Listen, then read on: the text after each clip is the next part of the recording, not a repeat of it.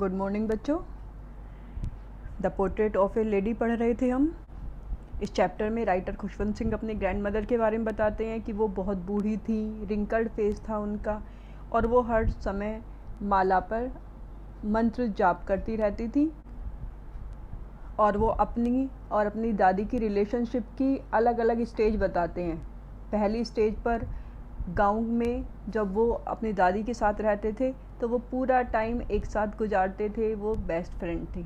Second stage पर शहर में आ जाते हैं खुशवंत सिंह अपनी दादी के साथ। वहाँ पर वो रूम तो एक शेयर करते हैं, लेकिन यहाँ पर खुशवंत सिंह स्कूल में जाने लगते हैं बस से, तो उनकी दादी माँ उन्हें छोड़ने के लिए नहीं आती थी जैसे कि वो गांव के स्कूल में जाती थी। और इस तरह वो दोनों एक दूसरे के साथ पहले से कम टाइम स्पेंड करते हैं। थर्ड स्टेज आती है, when I went up to university I was given a room of my own. Writer कहते हैं कि जब वो यूनिवर्सिटी गए, यानी कि उनका ग्रेजुएशन शुरू हुआ, तब उन्हें उनका अपना कमरा दे दिया गया क्योंकि अब वो बड़े हो गए थे। The common link of friendship was snapped. एक कॉमन लिंक जो उनकी फ्रेंडशिप की अभी तक बनी हुई थी वो था एक कमरा। दोनों एक कमरा शेयर करते थे, लेकिन अब वो लिंक टूट गई। स्नैप का मतलब टूट गई। My grand mother accepted her seclusion with resignation. मेरी ग्रैंड मदर ने अपना सेक्लूजन का मतलब होता है आइसोलेशन, अकेलापन, उसे रेजिग्नेशन के साथ एक्सेप्ट कर लिया, यानी उन्होंने कोई विरोध नहीं किया। ये उनकी दादी की हैबिट थी पहले से ही, जो चीज़ उन्हें पसंद नहीं आती थी उसका भी वो विरोध नहीं करती थी।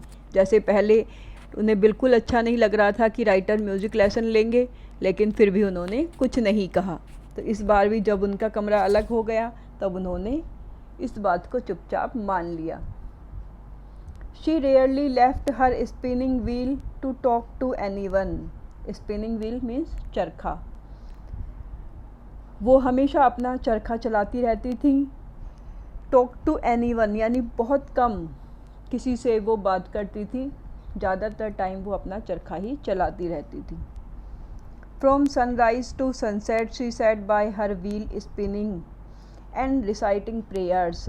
सनराइज यानी सुबह से लेकर सनसेट तक, शाम तक वो अपना स्पिनिंग व्हील चलाती थी, यानी सारे दिन चरखा चलाती थी और अपनी प्रेयर्स को रिसाइट करती रहती थी। अपने जो भी वो पूजा करती थी, माला जप करती थी, उसे करती रहती थी। Only in the afternoon she relax for a while to feed the sparrows. सिर्फ दोपहर के टाइम वो थोड़ी देर के लिए आराम करती थी और उस आराम के टाइम में वो स्पैरोज़ को फीड कराती थी, यानी खाना खिलाती थी, रोटियां देती थी।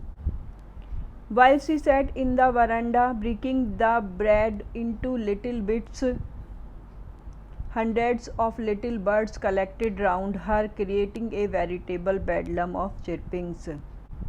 जब वो बरामदे में ब्रेड को लिटिल बिट्स में यानी छोटे छोटे टुकड़ों में तोड़ती थी चिड़ियों के लिए, क्योंकि चिड़ियाँ बहुत बड़ी रोटी का टुकड़ा नहीं खा सकती।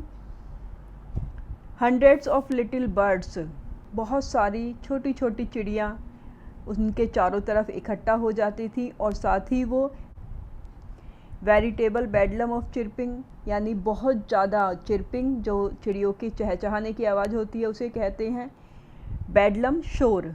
तो वो बहुत ज़्यादा अपनी चहचहाट से शोर मचाती थी बरामदे में। Some came and perch on her legs, others on her shoulders. कुछ चिड़िया आकर उनके पैर के ऊपर बैठ जाती थी और कुछ उनके कंधे के ऊपर। पर्च का मतलब होता है बैठना। Some even sat on her head, कुछ तो उनके सिर के ऊपर भी बैठ जाती थी। शी स्माइल्ड, वो मुस्कुराती थी, but never should them away, लेकिन कभी भी उन्हें भगाती नहीं थी। शू करना यानी किसी को भगाना। It used to be the happiest half hour of the day for her. ये पूरे दिन के सबसे खुशी का आधा घंटा होता था उनके लिए, यानी इस आधे घंटे में वो सबसे ज़्यादा खुश रहती थी। तो थर्ड स्टेज में यूनिवर्सिटी स्टूडेंट बन गया था राइटर, और उन दोनों का कमरा अलग हो गया था। उसकी दादी माँ ज़्यादातर अकेले रहती थी। When I decided to go abroad for further studies, जब मैंने आगे की पढ़ाई के लिए abroad यानी विदेश जाने का निश्चय किया, I was sure my grandmother would be upset. मुझे विश्वास था कि मेरी grandmother upset हो जाएंगी, उन्हें ये बात अच्छी नहीं लगेगी. And at her age one could never tell. और उनकी एज में कोई भी कुछ नहीं कह सकता, यानी कोई भी नहीं बता सकता कि उनके पास अब कितना टाइम बचा है, क्योंकि वो बहुत बूढ़ी थी. But my grand mother could, लेकिन मेरी ग्रैंड मदर बता सकती थी, यानी उन्हें पता था कि अभी उनके जाने का समय नहीं आया है. She was not even sentimental, वो उस समय जब राइटर जा रहा था सेंटिमेंटल नहीं थी, यानी बिल्कुल भी उन्होंने रोना धोना नहीं किया, राइटर को जाने से मना नहीं किया. She came to leave me at the railway station, वो रेलवे स्टेशन पर मुझे छोड़ने के लिए आई. But did not talk or show any emotion, लेकिन ना तो उन्होंने कोई बात की और ना ही कोई इमोशन, कोई भावनाएं दिखाई. हर लिप्स मूव्ड इन प्रेयर, उनके लिप्स प्रेयर कर रहे थे, यानी लिप्स हिल रहे थे, जिससे पता चल रहा था कि वो अभी भी प्रेयर कर रही हैं. Her mind was lost in prayers, उनका दिमाग पूरी तरह से प्रेयर्स में खोया हुआ था. Her fingers were busy telling the beads of her rosary, उनकी फिंगर्स यानी उनकी उंगलियां माला के बीट्स गिनने में बिजी थी, यानी लगातार वो अपनी मंत्र जाप कर रही थी. Silently she kissed my forehead, चुपचाप उन्होंने मेरे फोरहेड को किस किया.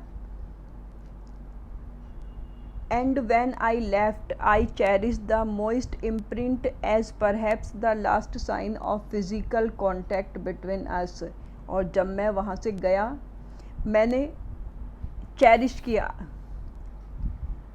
आई चेरिश्ड, चेरिश का मतलब होता है जब किसी पुरानी अच्छी याद को हम अपने अंदर संजो कर रखते हैं, यानी बार बार उसे याद करते हैं.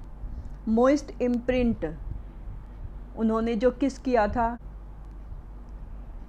उसने उसे हमेशा याद रखा, यानी अपने दादी के लास्ट किस को वो हमेशा याद रखता था, क्योंकि उसे लगता था कि ये उन दोनों के बीच, यानी उसके और उसकी दादी के बीच जो फिज़िकल कांटेक्ट है वो शायद लास्ट साइन था. उसके बाद वो अपनी दादी को कभी नहीं मिल पाएगा और उसकी दादी उसे कभी भी किस नहीं कर पाएंगी, ऐसा उसे लग रहा था जब वो विदेश जा रहा था.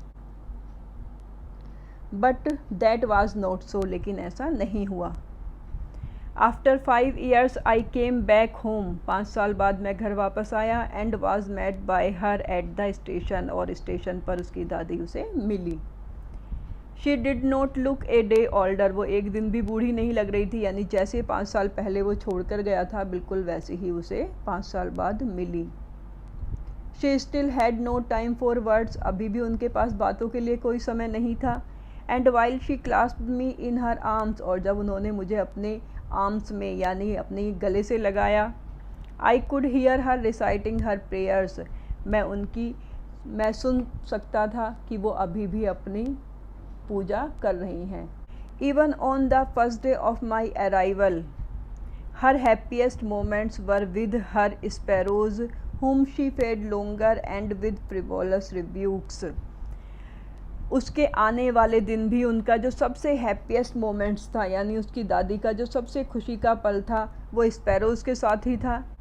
राइटर 5 साल बाद आया था, लेकिन उनकी दादी उनके पास बैठने की जगह अभी भी सबसे ज़्यादा खुश चिड़ियों के साथ ही थी, जिन्हें उन्होंने उस दिन कुछ ज़्यादा देर खाना खिलाया. और फ्रिवोलस रिब्यूक्स, फ्रिवोलस का मतलब होता है नॉट सीरियस, यानी ऐसे ही जब किसी को बिना सीरियस हुए कुछ कहा जाता है. रिब्यूक्स का मतलब होता है स्कोल्ड, यानी डांटना.